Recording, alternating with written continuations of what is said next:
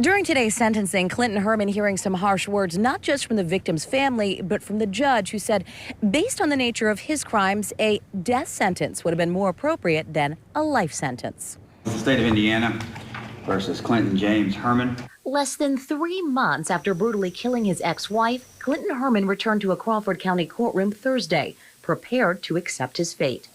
Before that happened, Amanda Banks was given the chance to address her former stepfather and the court. May God punish him as he sees fit. This person is a devil in human form. Karma and God will do their job. After his release from a Michigan prison on drug charges earlier this year, Herman moved back into his ex's home in English, Indiana. Weeks later, around March 30th, he attacked her with a hammer.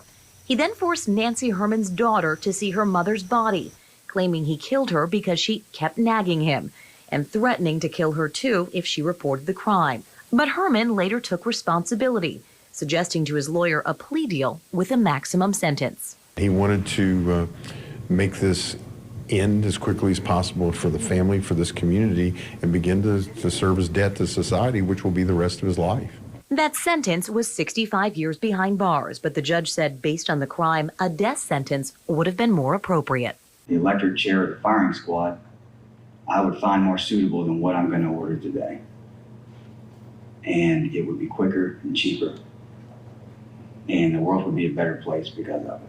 Now remember, what happened here in Crawford County was part of a plea deal, and as part of that agreement, Clinton Herman cannot appeal the case. Reporting in English, I'm Lauren Adams, WLKY News.